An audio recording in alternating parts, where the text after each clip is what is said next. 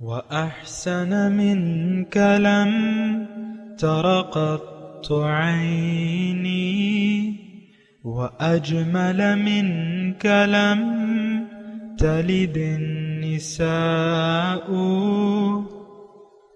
خلقت مبرأ من كل عيب خلقت مبرأ من كل عيب كأنك قد خلقت كما تشاء.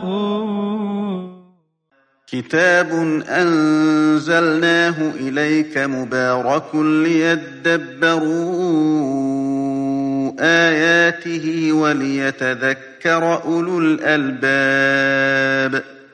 یہ کتاب برکت والی ہے جسے ہم نے آپ کی طرف نازل فرمایا ہے تاکہ دانش مند لوگ اس کی آیتوں میں غور و فکر کریں اور نصیحت حاصل کریں.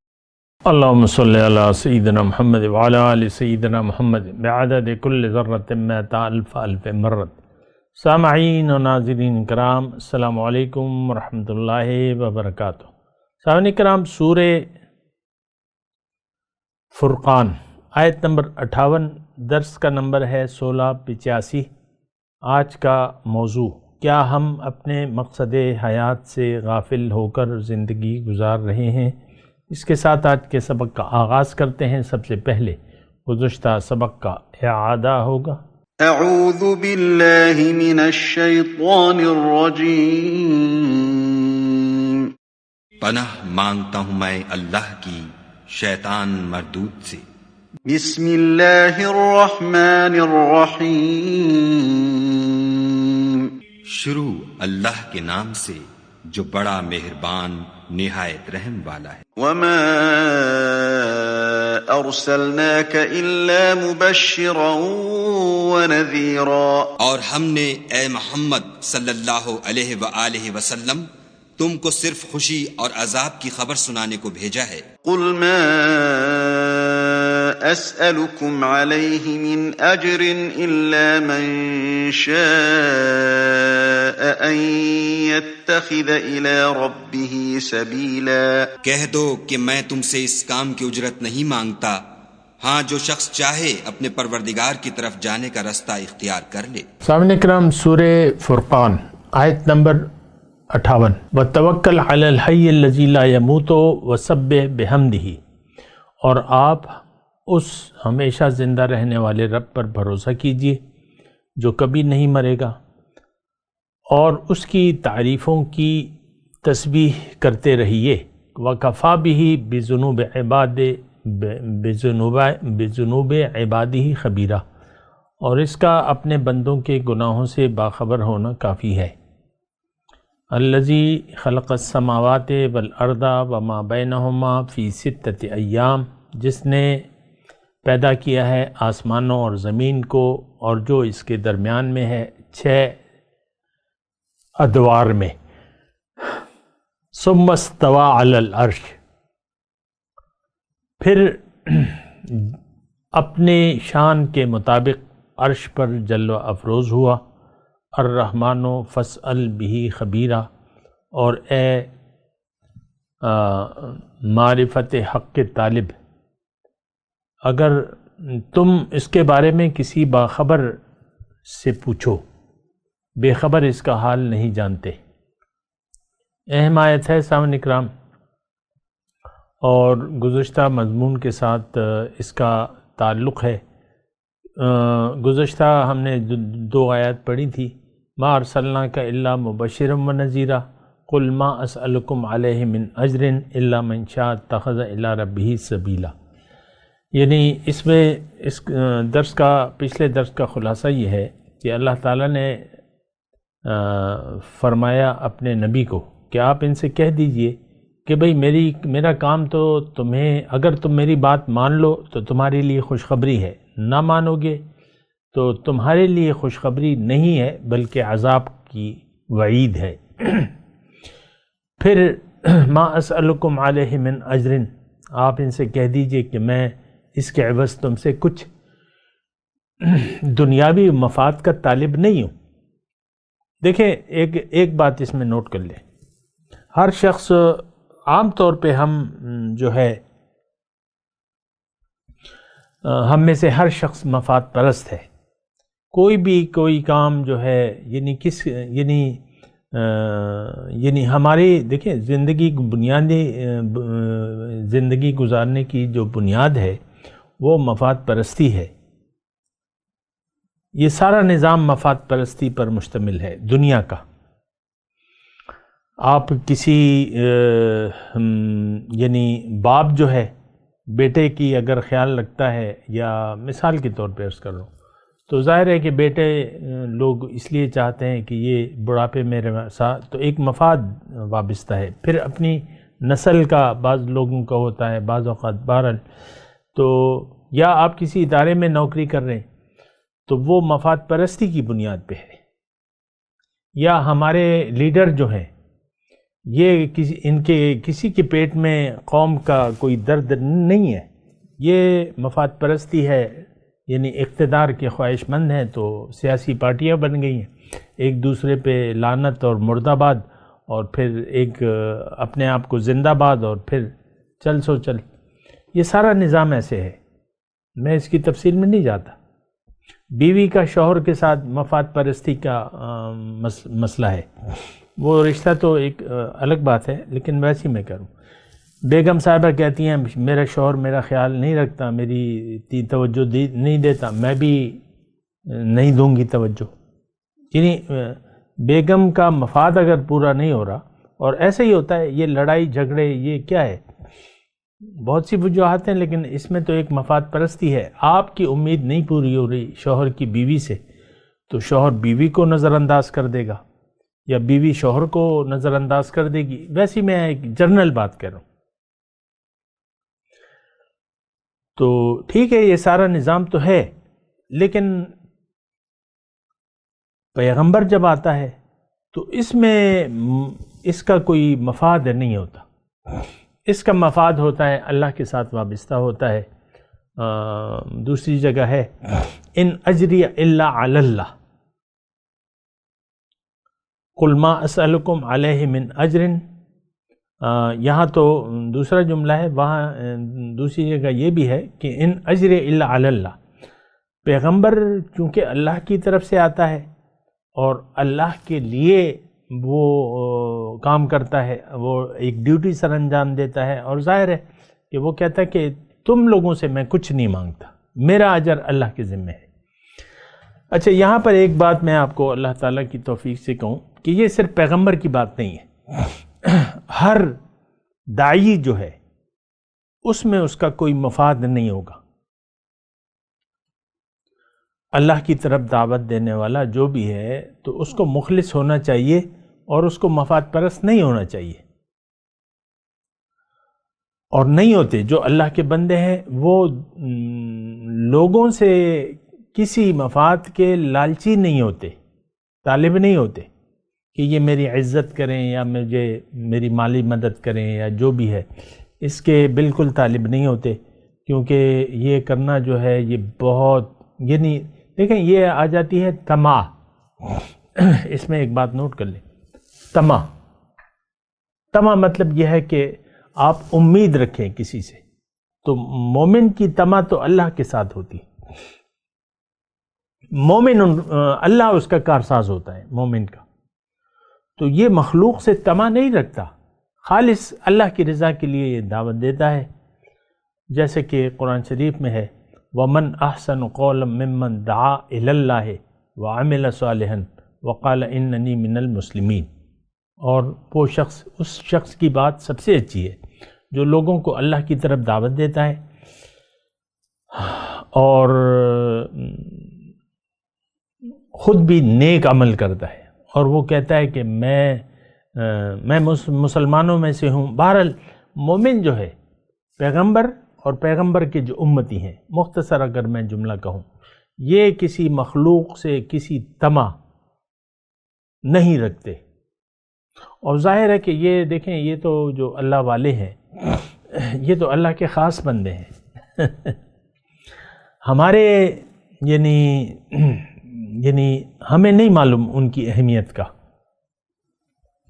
لیکن وہ ہوتے ہیں خاص اللہ کے بندے ہوتے ہیں، اللہ کی طرف سے ان کی ڈیوٹی ہوتی ہے اور وہ اللہ کی رضا کے لیے دعوت بھی پیش کرتے ہیں اور مخلوق کی خدمت کرتے ہیں جو بھی ان سے ہو سکتا ہے یا جو بھی ڈیوٹی ہے، اور لوگوں کو اللہ کی طرف بلاتے ہیں۔ اچھا، اب یہ جو چیز ہے کہ یعنی یہ 2 آیات جو ہم نے پڑھی ہیں 56 اور 57 نمبر، تو یہ ہر مومن کے لیے بھی ہیں سامنے کرام، ہر داعی کے لیے، ہر مومن داعی ہے اور داعی کے لیے یہ صفت ہونا ضروری ہے۔ یہ صرف پیغمبرانہ صفات نہیں ہے، یہ مومنانہ صفات بھی ہیں۔ مومن جو ہے بشیر و نذیر ہوتا ہے، اللہ تعالیٰ کی طرف سے ہونا چاہیے، اور پھر دوسری وہ کسی مخلوق سے کوئی طمع نہیں رکھتا،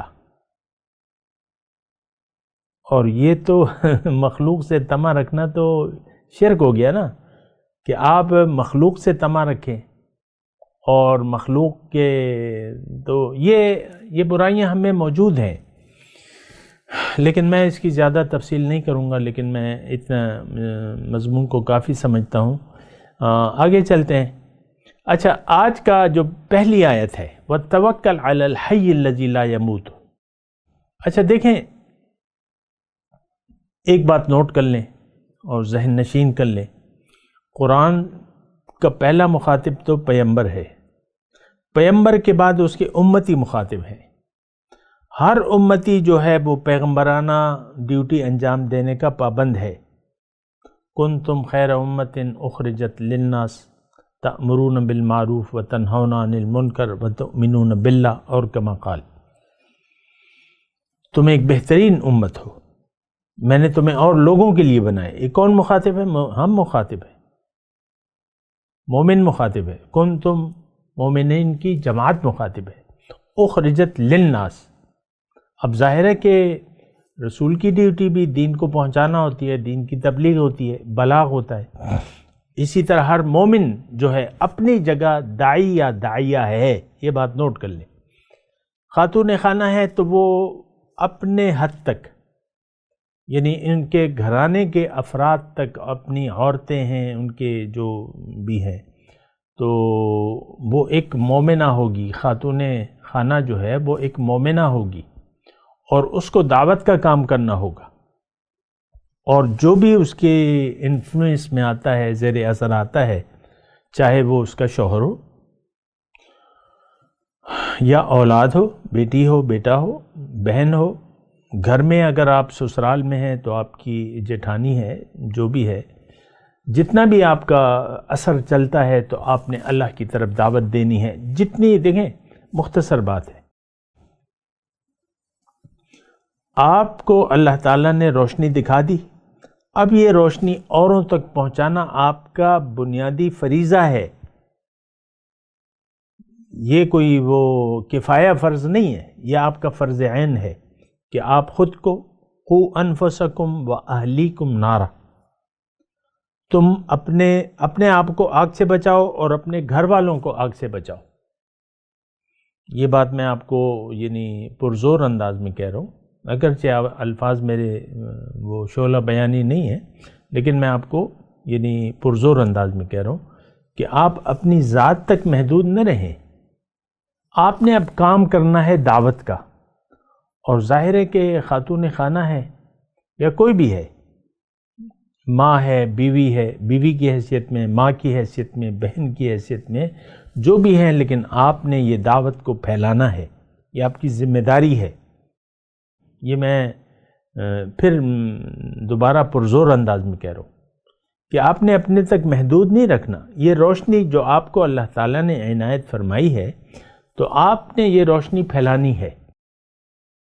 ہم جو حضور صلی اللہ علیہ وسلم کی امتی ہیں، ہماری ڈیوٹی رسالت کا کام بھی ہے۔ ہو سکتا ہے آپ نے یہ بات کبھی نہ سنی ہو، لیکن میں آپ کو کہہ رہا ہوں اللہ تعالیٰ کی توفیق سے کہ پیغمبر کا کام اب کون کرے گا؟ آپ خود سوچیں، ہم کریں گے جو حضور کے امتی ہیں، تو وہ کریں گے پیغمبرانہ کام، پیغمبرانی ڈیوٹی، اور یہ سب سے بہترین خیر البریہ ہے، بہترین انسانیت میں یہی لوگ ہیں. اولئک ہم خیر البریہ، سورہ بینہ میں ہے آخری پارے میں، خیر البریہ. بہرحال تو اب میں آپ کو جو میں کہنا چاہتا ہوں وہ یہ ہے کہ اب جو مضمون آ رہا ہے یہ یعنی بظاہر مفرد کا صیغہ ہے، مخاطب مفرد ہے. وتوکل، وتوکلوا نہیں ہے، وتوکل، آپ توکل کی، آپ بھروسہ رکھیں. تو یہ آپ کون ہے؟ آپ ہیں. ٹھیک ہے، اپنے وقت میں پیغمبر تھے، صحابہ کرام تھے، لیکن آج میں اور آپ ہیں. وتوکل علی، دیکھیں یہ بڑی ضروری بات ہے، اس بات کو سمجھنا بہت ضروری ہے. بھروسہ اللہ پر، یہ بہت بڑی بات ہے. آپ کا مخلوق پر بھروسہ نہ ہو، آپ اپنا کام کیے جائیں. جو فاصدع بما تؤمر، جو آپ کو حکم ہے وہ آپ کرتے چلے جائیں. دیکھیں اس میں یہ جو ہے نا کہ وَكَفَى بِهِ بِذُنُوبِ عِبَادِهِ خَبِيرًا، اللہ کافی ہے بندوں کے گناہوں کی خبرداری کے لیے. دیکھیں انسان گناہ کرے یا نہ کرے، اچھا کام کرے یا نہ کرے، ہمارا کوئی لینا دینا نہیں ہے اس سے. یہ بات نوٹ کر لیں. مومن کا کام، پیغمبر کا کام صرف پہنچانا ہے. پہنچا دیا آپ نے، بات ختم ہو گئی.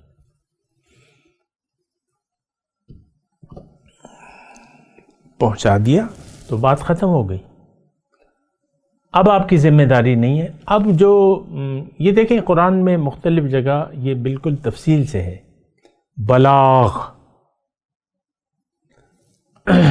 وما علیک الا البلاغ المبین، او کما قال، آپ کے ذمے صرف پہنچانا ہے. تو جب حضور کے ذمے صرف پہنچانا ہے تو ہمارے ذمے تو بدرجہ اولا پہنچانا ہے. ہدایت منوانا یا کوئی کام ایسا کرنا کہ تم ٹوکنا کہ تم یہ کام کیوں نہیں کر رہے. آپ کو یعنی ٹھیک ہے میرے درس بہت سے لوگ سنتے ہیں، لیکن آپ نے کبھی میرے منہ سے یہ نہیں سنا ہوگا کہ میں مردوں سے مخاطب ہو کر یہ کہوں کہ تم داڑھی کیوں منڈوا رہے ہو. یہ تو میرا کام نہیں ہے. میرا کام تو اللہ کا پیغام جو ہے وہ پہنچانا ہے. بات میری ڈیوٹی ختم ہو جاتی ہے. تو پھر تفصیل وہ ایک پیغمبر کی زبان سے قرآن میں یہ ہے بھی، وما علمی بما یعملون، مجھے علم نہیں ہے کہ یہ کیا کر رہے ہیں. ان حسابہم الا علی ربی لو تعلمون، ان کا حساب تو میرے رب کے ذمے ہے اگر تم جانو. تو دیکھیں یہ میں یعنی مبلغ کی بات کر رہا ہوں، داعی کی بات کر رہا ہوں، داعیہ کی بات کر رہا ہوں کہ آپ ایک ایک پوائنٹ نوٹ آؤٹ نہ کریں، آپ اپنی وضاحت کریں کہ بھئی تم نے پورے دین کو اپنانا ہے. اب آپ کرتے رہیں وہی میسج بار بار، مطلب جتنے بھی آپ سے ہو سکے ریپیٹ کرتے رہیں، لیکن کسی کے پیچھے نہیں پڑنا آپ نے. ان کا معاملہ اللہ کے ذمے ہے. وَكَفَى بِهِ بِذُنُوبِ عِبَادِهِ خَبِيرًا، اللہ کافی ہے حساب کتاب کے لیے، یہ اللہ تعالیٰ کافی ہے. إِنَّهُ كَانَ بِعِبَادِهِ خَبِيرًا بَصِيرًا، دوسری جگہ آیت ہے کہ بے شک اللہ تعالیٰ اپنے بندوں کے حال کو جانتا بھی ہے اور دیکھ بھی رہا ہے. تو دیکھیں ہمارا معاملہ اللہ کے ساتھ ہے، یعنی ہم سب کا معاملہ. ہم نے اللہ کو جواب دینا ہے، اللہ کے حضور ہماری پیشی ہونی ہے اور ہم نے اپنا کام کرنا ہے. یعنی جو داعیان ہیں انہیں اپنا کام کرنا ہے، کسی کے پیچھے نہیں پڑنا، کیونکہ دین میں زبردستی نہیں ہے. یہ کام کیوں نہیں کیا، کیوں نہیں کر رہے، کرو، شروع کر دو، یہ بات نہیں. بس پھر انسان کے یعنی آپ نے حق پہنچا دیا، پھر ہر ایک کی مرضی ہے. وَقُلِ الْحَقُّ مِن رَبِّكُمْ، بڑی اچھی آیت میرے ذہن میں اللہ تعالیٰ نے لی آئی، قرآن کی آیت ہے وَقُلِ الْحَقُّ مِن رَبِّكُمْ، آپ ان سے کہہ دیجئے، واضح کر دیجئے کہ بھئی حق تو رب کی طرف سے آ گیا. فَمَن شَاءَ فَلْيُؤْمِن وَمَن شَاءَ فَلْيَكْفُرْ، جس کا جی چاہے ایمان لے آئے، جس کا جی چاہے انکار کر دے. بس باقی تو معاملہ جو ہے ہمارا رب کے ساتھ ہے، کوئی کرے یا نہ کرے، کسی کے پیچھے نہیں پڑنا آپ نے. بہرحال اچھا، اس میں سبح بحمدہ، ایک تو بھروسے کی بات ہے، وتوکل علی الحی الذی لا یموت، جو کبھی نہیں مرے گا اس پر بھروسہ کریں. اب ظاہر ہے کہ رب پہ بھروسہ ایک بہت بڑی نعمت ہے اگر کوئی بھروسہ کر لیتا ہے. اور یہاں پر ایک اور آیت میں اگر آپ کے سامنے پیش کروں تو بہت ہی اچھا ہوگا. وَمَن يَتَوَكَّلْ عَلَى اللَّهِ فَهُوَ حَسْبُهُ، معاملہ تو توکل کا ہے، بھروسے کا ہے. جو اللہ پہ توکل کرے پھر اللہ تعالیٰ اس کے لیے کافی ہے. فَهُوَ حَسْبُهُ. دیکھیں ہم نے اپنا کام کرتے چلے جانا ہے، جو بھی ہماری ڈیوٹیاں ہیں بس آپ نے کرتے چلے جائیں. معاملہ جو ہے پھر نتیجہ، اب مثال کے طور پہ تھوڑا سا میں نیچے لیول پہ آتا ہوں. خاتون خانہ ہے، اس کو اپنے اخلاق درست رکھنے ہیں. شوہر اس کے ساتھ کیا سلوک کرتا ہے یہ اس کو نہیں دیکھنا خاتون خانہ کو، کہ وہ مجھے نگلیکٹ کر رہا ہے اور یہ ہے اور وہ ہے اور میں یہ ہے اور وہ ہے. نہیں، کوئی گلہ شکوہ نہیں خاتون خانہ کو. بس آپ اپنا کام کریں. آپ ایک جگہ پہ ہیں، یہاں پر آپ نے پرچہ دینا ہے، یہ امتحان ہے، اور اپنا کام کریں. اپنے اخلاق کو درست رکھیں، ناراض نہ ہوں، شکوہ نہ کریں، گلہ نہ کریں. اپنے کام، اپنا پرچہ بالکل صحیح دیں. ہم میں تو دیکھیں، میں ویسے عام طور پہ کہہ رہا ہوں، ہمارا ذہن امتحان دینے کا نہیں ہے. اس پروگرام میں ہمارا کچھ اور پروگرام ہے اور وہ گمراہی کا ہے. یہ بات بھی میں آپ کو بتا دوں.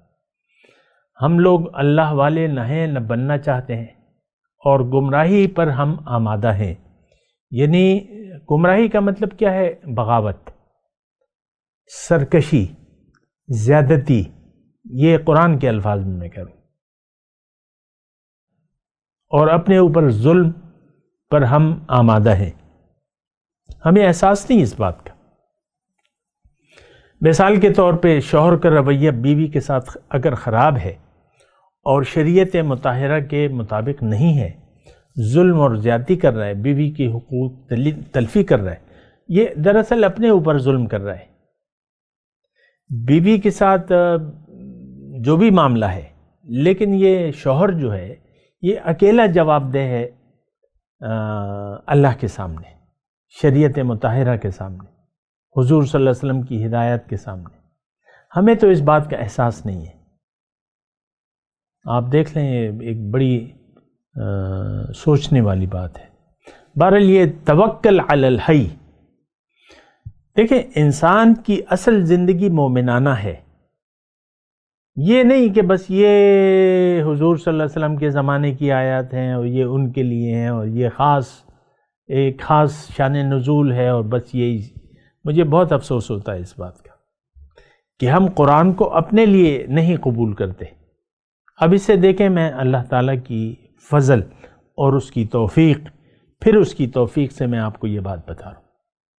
وَتَوَكَّلْ عَلَى الْحَيِّ الَّذِي، میں آپ کو بتا رہا ہوں، صیغہ مفرد کا ہے، پہلا مخاطب پیغمبر ہے. تو کیا بس یہ اس آیت کا کام ختم ہو گیا؟ کیا اس میں ہمارے لیے کوئی نصیحت نہیں ہے؟ نو، یہ ہمارے لیے ہے. قرآن، نبی تو ہدایت یافتہ تھا، ہے، تو ان کو تو پتہ تھا سب کچھ، لیکن قرآن تو ہمارے لیے ہے. وَإِنَّهُ لَذِكْرٌ لَكَ وَلِقَوْمِكَ، آپ کے لیے اور آپ کی قوم کے لیے اس میں نصیحت ہے. تو نبی تو ہدایت یافتہ تھا. ایک بات یہ نوٹ کر لیں، سب سے زیادہ عقل مند اور سب سے زیادہ اللہ سے تقوی رکھنے والا، ان کو ہدایت کی ضرورت نہیں تھی. ہدایت ہمارے لیے آئی ہے. وَأَنزَلْنَا إِلَيْكَ الذِّكْرَ لتبین للناس ما نزل الیہم.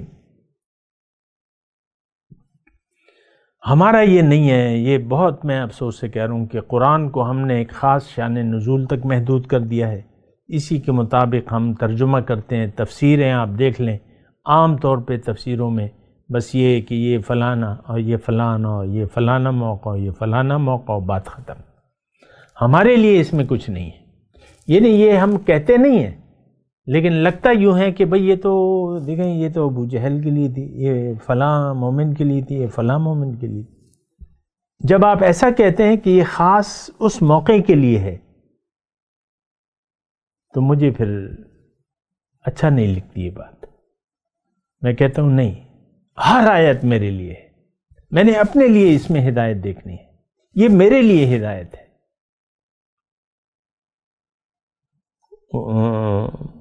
وہ ہے نا کہ کتاب انزلناہ مبارک لیدبروا آیاتہ ولیتذکر اولو الالباب.